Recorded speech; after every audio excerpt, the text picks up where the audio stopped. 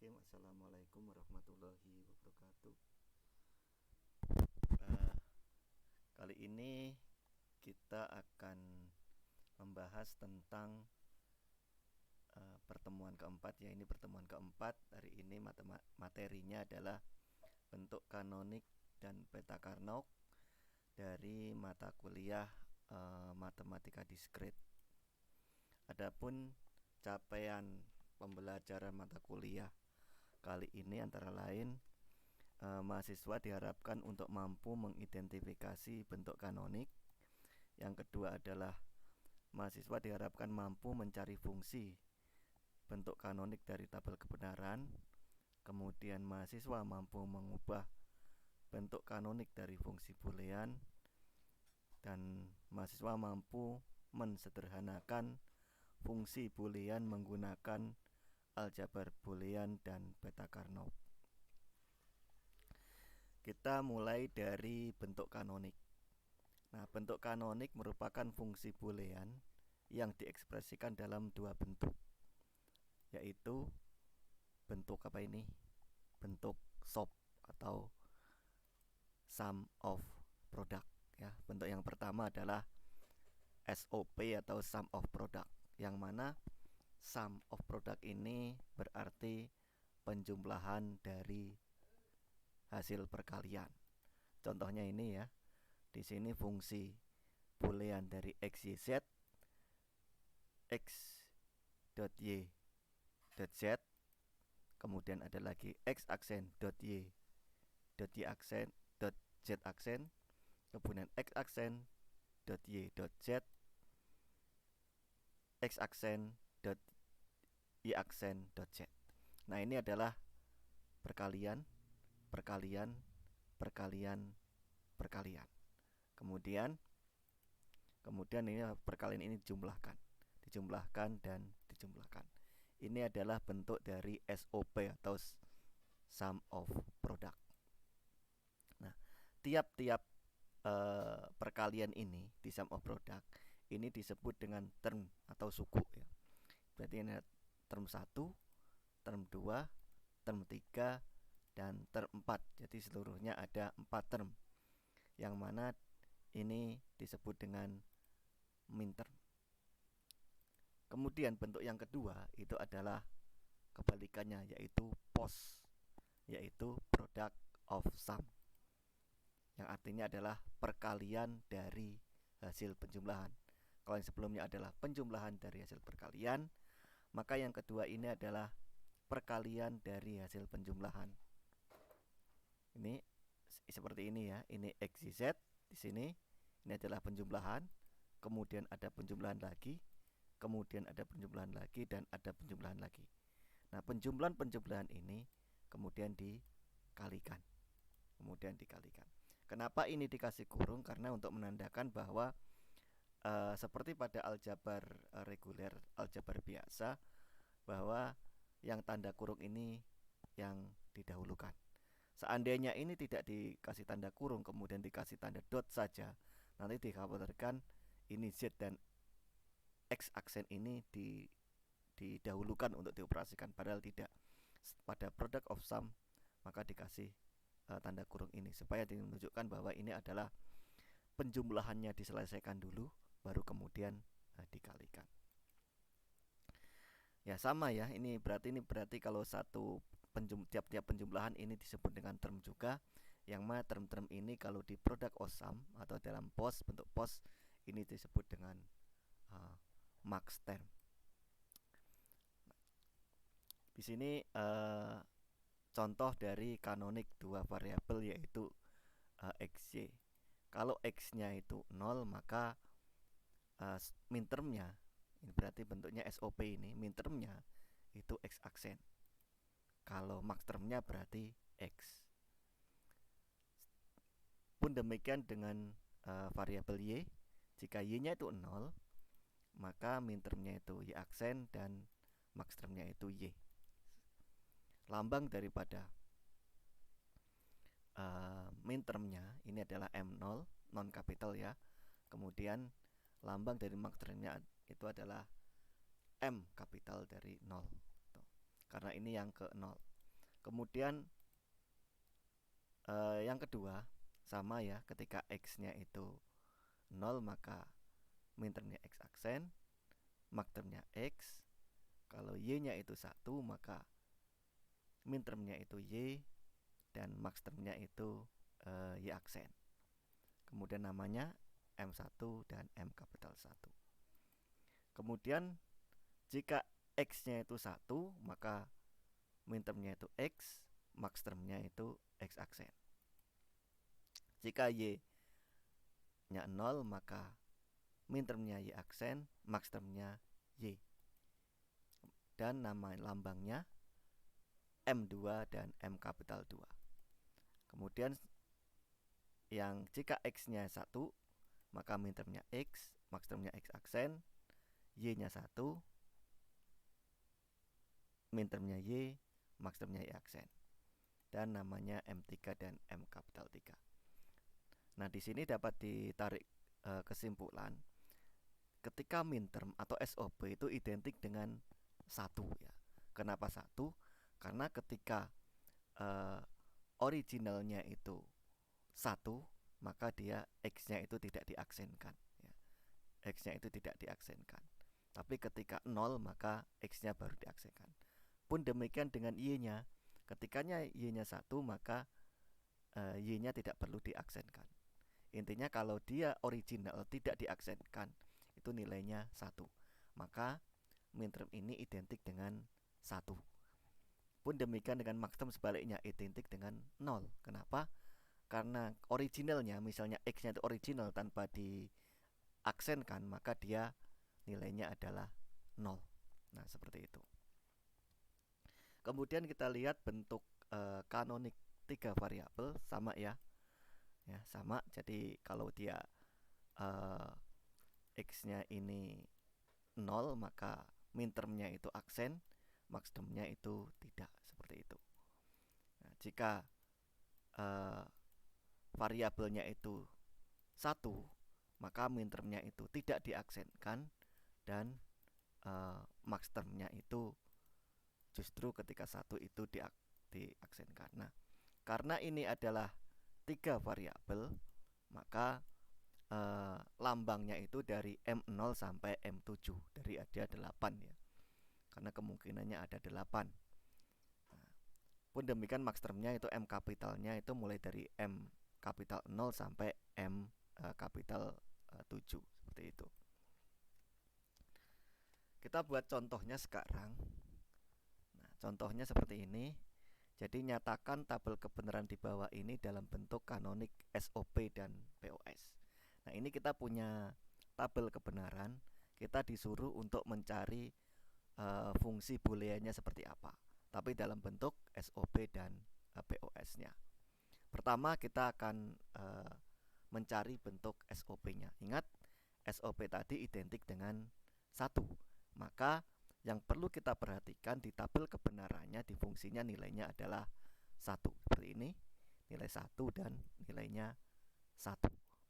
Nah, di sini nilai 1 ini berarti variabelnya bernilai 001, kemudian yang satunya lagi di sini 100 dan terakhir 111. Ini kita lihat di tabel kebenarannya seperti itu. Kemudian kita tahu 001 ini adalah M1. M1 dari mana kita bisa lihat, ini M0, M1, M2, M3, M4, M5, M6 dan M7. M1 berarti di sini M4. Nah, karena ini bentuknya SOP atau sum of product maka ini dijumlahkan ya, penjumlahan dari perkalian. Jadi M-nya ini adalah perkalian ya. M-nya ini perkalian. Kemudian plus M berapa ini? M7. M1 plus M4 plus M7. Sehingga kita lihat bahwa M1 itu X aksen, Y aksen, Z. Ini X aksen, Y aksen, Z. Kenapa X aksen, Y aksen? Ingat bahwa originalnya ketika SOP itu identik dengan 1. Maka ketika 0 maka itu harus diaksenkan ya, karena identiknya dengan 1. Nah, Z-nya kenapa nggak diaksenkan? Karena nilainya 1. Makanya di M1 ini X aksen, Y aksen, Z. M4-nya itu X, Y aksen, Z aksen, dan yang di M7-nya itu X, YZ tanpa diaksenkan, karena M7 nilainya 111 sehingga ini original semua, nilainya 111. Oke, ini adalah bentuknya. Jadi jawabannya seperti ini. Ketika ada tabel kebenaran seperti ini, maka fungsi booleannya adalah seperti ini. Ini dengan bentuk SOP. Nah, ini ada lambangnya lambang sigma. Ini kalau dibuat seperti ini kan terlalu panjang nih. Maka dibuat bentuk lebih singkatnya itu seperti ini, sigma 147. Artinya ini penjumlahan dari M1, M4 dan M7. M1, M4, M7. Jadi dituliskan supaya lebih singkat seperti ini. Ini dengan seperti ini. Nah, kemudian yang kedua, tadi kita sudah membuat bentuk SOP-nya. Sekarang kita bentuk POS-nya. Ingat, POS itu identik dengan 0 ya, identik dengan 0. Jadi di tabelnya kita hanya fokus ke yang 0-nya saja. Yang ini 0, yang di M0, kemudian 0 M2, kemudian 0 lagi di M3, 0 lagi di M5 dan 0 lagi di M6. Sudah, di sini kan ini rumus-rumusnya ya. Ingat, POS itu penjumlahan ya. Product of sum. Jadi isinya di sini M-nya ini isinya penjumlahan. Beda dengan SOP. Kalau SOP M-nya berisi perkalian. Kalau POS M-nya berisi penjumlahan. Jadi sekarang sudah, ini kan kita udah tahu M0, M2, M3, M4. M0, M2, M3, M5 dan M6. M4-nya nilainya 1, jadi tidak diikutkan. Ya sudah, sekarang ini tinggal ditaruh saja di sini. Ini sudah template-nya sudah dibuat ya. Karena perkalian kita dibuat kurung supaya yang penjumlahan ini dikerjakan terlebih dahulu. Jadi tinggal dimasukkan saja. Nah, seperti ini. Oke.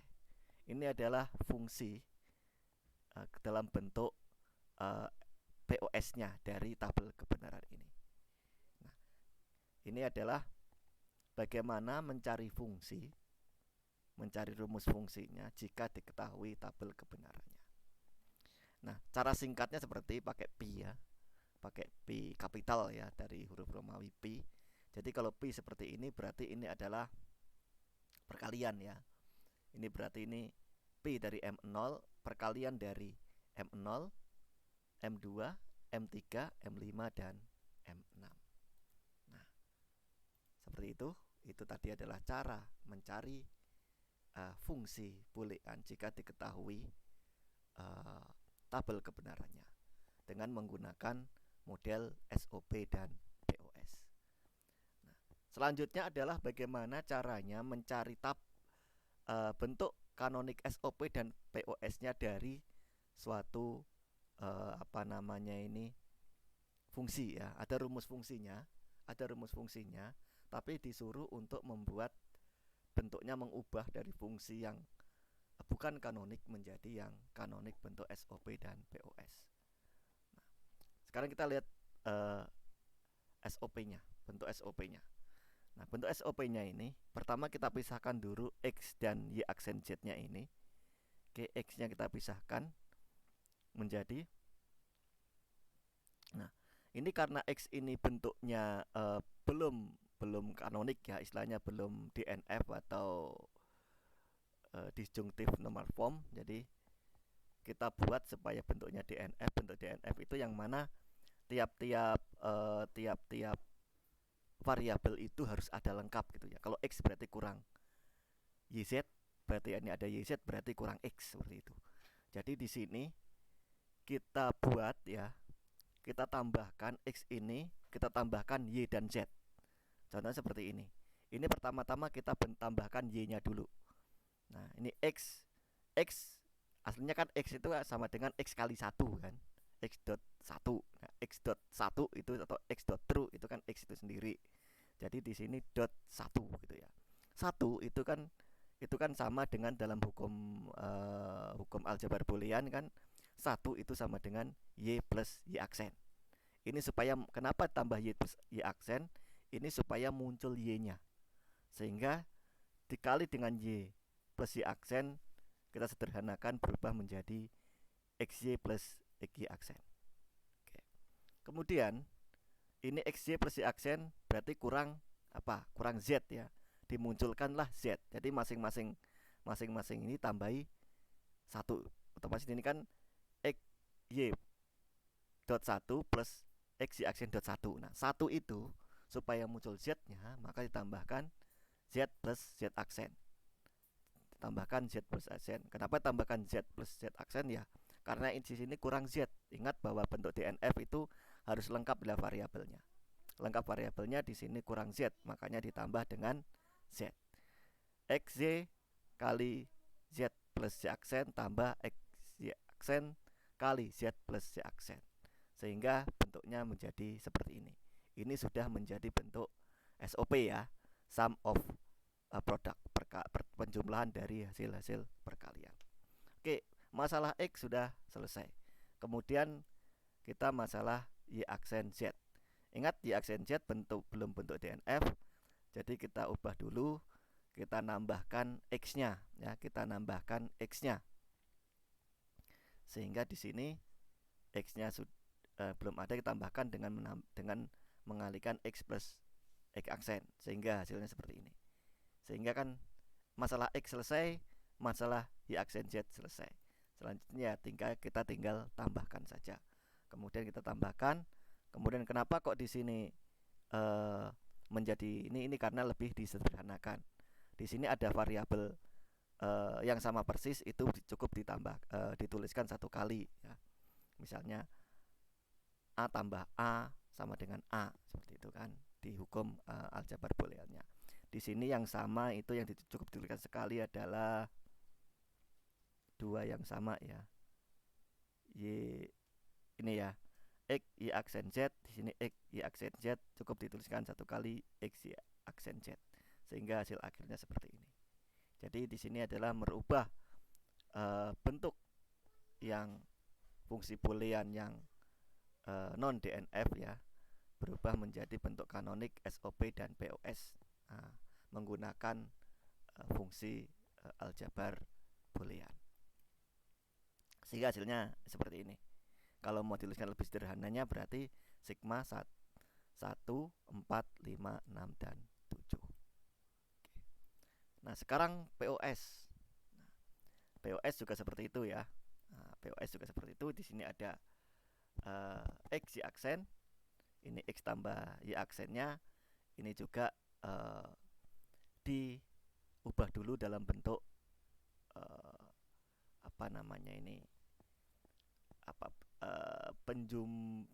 POS ya, perkalian dari penjumlahan menggunakan fungsi aljabar ya, sehingga ini bisa ditulis seperti ini.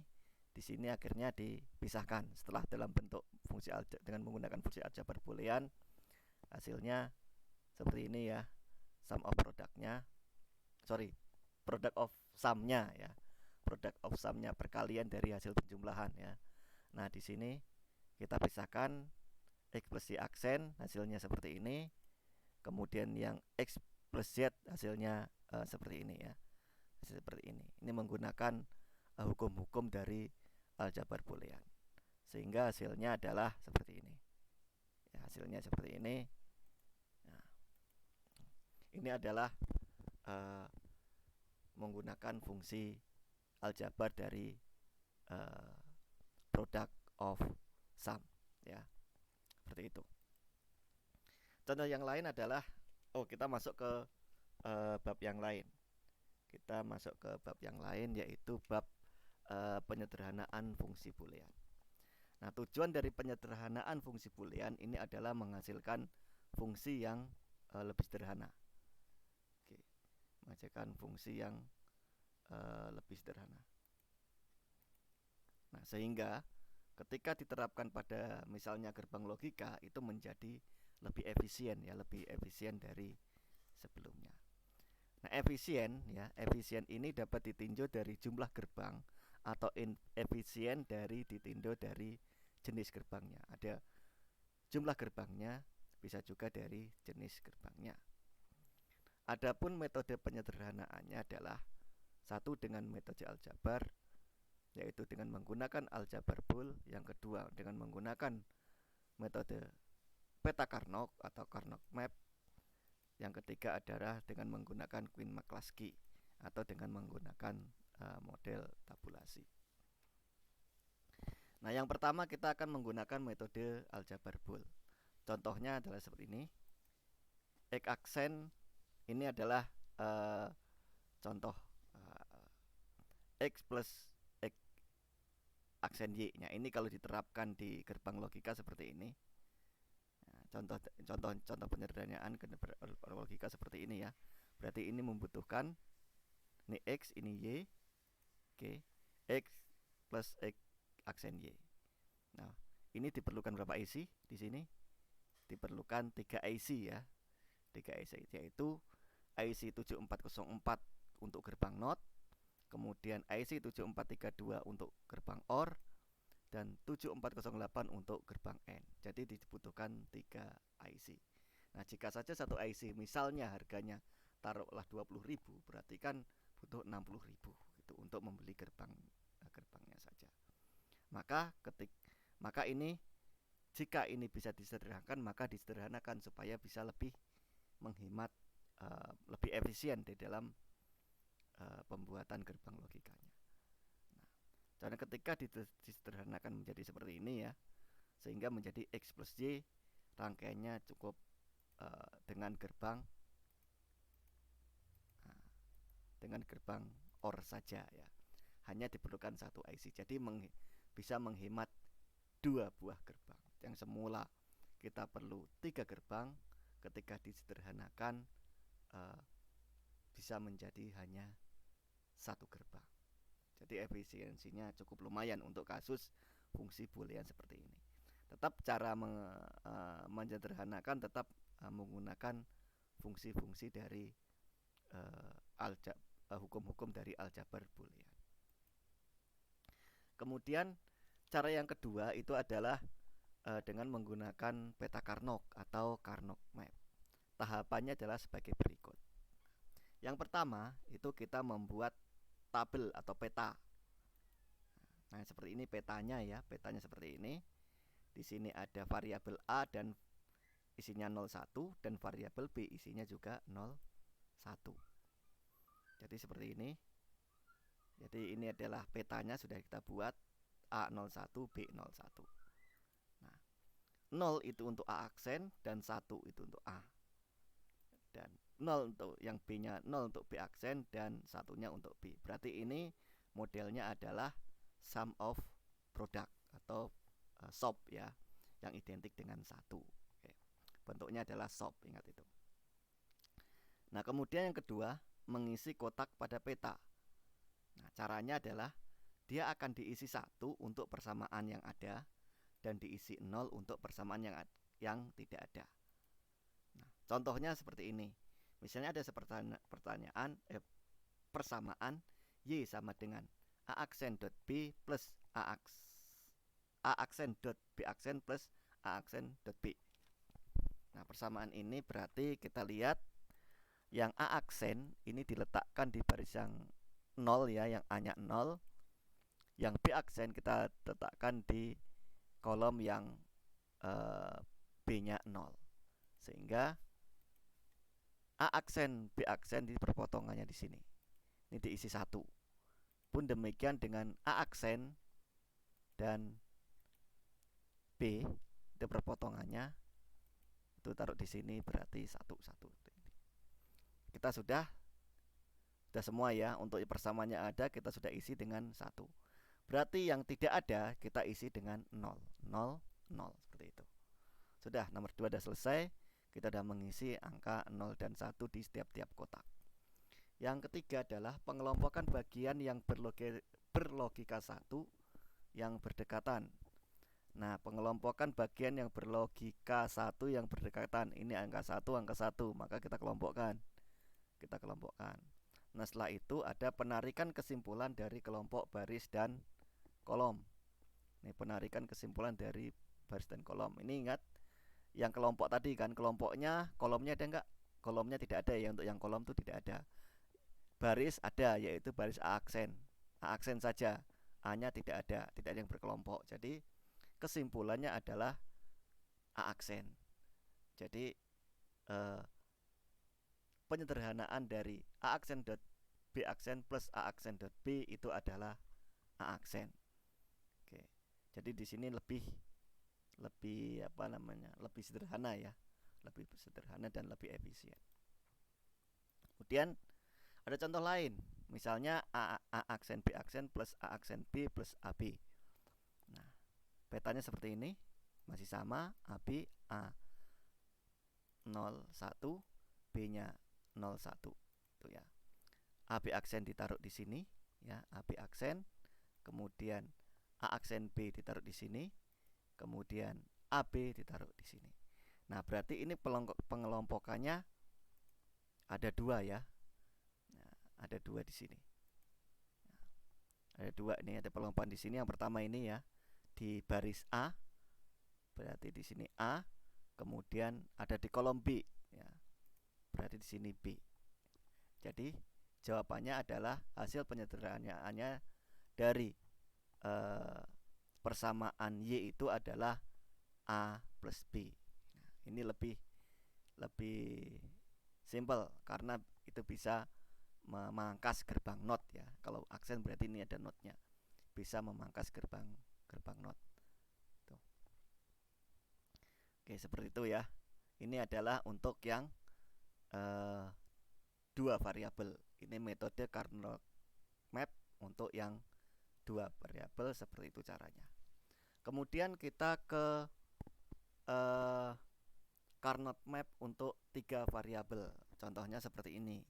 Y sama dengan A aksen BC plus AB aksen C plus ABC plus BC aksen. Nah, di sini ini belum ada dalam bentuk DNF ya. Ini belum DNF atau disjunctive normal form, belum ada di sini. Jadi kita harus mengubahnya ya. Kita harus mengubahnya dalam bentuk DNF dulu ya, harus diubah dalam bentuk DNF supaya bisa dioperasikan menggunakan peta Carnot. Nah, sehingga ingat tadi dalam membentuk DNF tadi kita hanya menambahkan yang mana variabel yang belum ada. Kebetulan yang BC ini yang kurang adalah variabel A, sehingga kita bisa nambahkan dengan mengalihkan A plus A aksen, yang kalau di hukum aljabar boolean itu sama dengan 1. Sehingga hasilnya seperti ini. Nah, hasilnya seperti ini sudah dalam bentuk DNF atau disjunctive normal form. Oke, baik. Sekarang ini tiga variabel. Ini adalah A itu 01, B-nya di sini adalah BC ya. Jadi A-nya ini sendirian 01, BC-nya itu bergabung ke samping. Ya, BC-nya 00, 01, 10. Salah ya, bukan 10. Kenapa bukan 10? Karena di sini kita akan memakai gray code atau penyandian kode. Penyandian gray ya. Gray code atau penyandian gray. Yang mana penyandian gray ini hanya boleh satu variabel yang berubah. Kita lihat 00, kita mulai dari 00 ke 01. 00-nya ini tidak berubah, sedangkan 01-nya berubah. Ini boleh ya, boleh, berarti 01 benar. Kita lihat 01-nya berubah, 10-nya berubah, maka ini nggak boleh. Nggak boleh karena kan dua-duanya berubah, 0 menjadi 1 dan 1 menjadi 0. Maka di sini adalah 0 menjadi 1 udah berubah ya. Berarti satunya ini nggak boleh berubah, berarti tetap harus 1. Berarti 01 dan 11 berarti 00, 01, 11. Nah, setelah itu ingat hanya satu yang bisa berubah, 11 tidak berubah, maka satu ini boleh berubah menjadi 0. Nah, jadi susunannya 00, 01, 11 dan 10 untuk pengkodean Carnot map. Yang lainnya sama. Jadi mengisi angka 1 dari semua variabel yang ada ya. Semua variabel yang ada ini diisi 1, yang tidak ada diisi 0. Kita lihat yang ada dalam persamaan. Di sini ada 1 A aksen BC, kemudian AB B aksen C ada di sini. Kemudian ABC itu ada di sini ya, ABC. Kemudian ABC aksen itu ada di sini dan A aksen BC itu ada di sini. Nah, Ini sudah terisi semua dari semua persamaan yang dari semua variabel yang ada dalam persamaan. Kemudian mengisinya 0 bagi yang tidak ada. Berarti tinggal isi 0, 0, 0. Ini adalah petanya. Tinggal langkah ketiga tadi apa? Yaitu mengelompokkan. Kita mulai kelompokkan. Oke, ini kelompokkan segini ya. Ini kelompokkan, ini kelompokkan, kelompokkan. Nah, kita coba yang ini kita kelompokkan. Yang ini ya. Ternyata ini tidak boleh. Tidak boleh ya, ini dikelompokkan tidak boleh. Karena yang boleh kan 2, 4, 8, 16. 3 nggak boleh, jadi ini tidak berlaku. Karena nanti jumlahnya 3 nggak boleh. Jadi yang betul adalah yang seperti ini. Ini dikelompokkan. Sekali di sini dikelompokkan. Langsung sebesar mungkin kotaknya. Di sini sebesar mungkin berarti 4 ya. 1, 2, 3, 4. Ada 4. Nah, caranya adalah berarti di sini ada 2 ya. Ada 2 kelompok, yaitu kelompok yang merah sama yang hijau nih. Oke. Kita yang merah diberi nama misalnya Y1 dan yang hijau diberi nama Y2. Oke, kita lihat yang Y1 itu. Jadi Y nanti akan jadi Y1 plus Y2. Kita lihat, kita inventaris dulu. Kita tidak pakai plus ini, yang Y1-nya. Kita inventaris variabelnya yang muncul. Y1 itu A, B aksen C dan A, B, C. Ini A, B aksen C. Yang ini adalah ABC ya, ABC. Jadi kita inventaris. Yang kedua itu A aksen BC, A aksen BC aksen, ABC dan ABC aksen.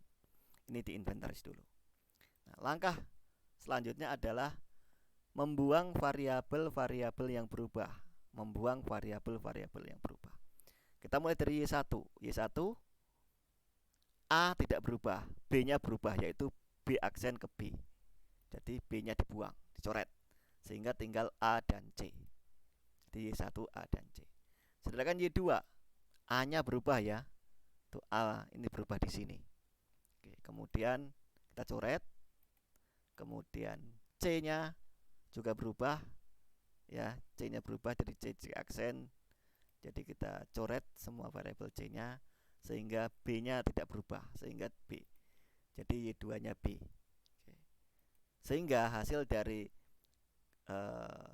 persamaan tersebut, penyederhanaannya hasilnya adalah Y sama dengan AC plus B.